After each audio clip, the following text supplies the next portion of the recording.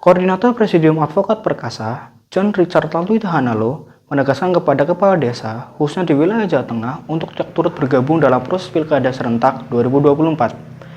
Hal itu disampaikan usai pelaksanaan rapat inti tim pemenangan Jateng Perkasa bersama Ketua Tim Sukses Andika Hendi, Umar Wahid Hashim, di posko pemenangan di Jalan Pandanaran 100, Semarang, pada Senin 7 Oktober 2024.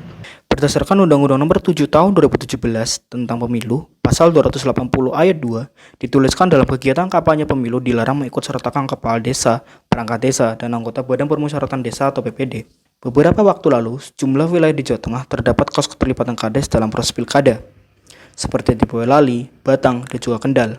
Melalui hal itu, Koordinator Presidium Advokat Perkasa, John Richard Laltui Hanalo, mengatakan telah menemukan beberapa kasus keterlibatan kepala desa di wilayah Jawa Tengah. Richard mengatakan menemukan indikasi larangan-larangan hukum keterlibatan Kades dalam proses pilkada. Pihaknya akan mengajukan upaya gugatan perbuatan melawan hukum. Ia juga mengimbau kepada Bawaslu, KPU, Polda Jawa Tengah, dan Pangdam dengan substitusinya untuk menegakkan aturan pemilu pilkada tanpa adanya kecurangan. Berdasarkan Undang-Undang Nomor 7 Tahun 2017 tentang Pemilu, Pasal 280 Ayat 2 yang kami sekarang dalami, temuan di lapangan telah terjadi tindakan-tindakan yang bersifat melawan hukum yang diindikasi sebagai beberapa kades yang kami temukan dari informasi pada masyarakat. Ya, dan ada upaya-upaya yang bersifat melawan hukum kepada para kades ini. Kades ini orang desa semua, orang yang tidak paham hukum.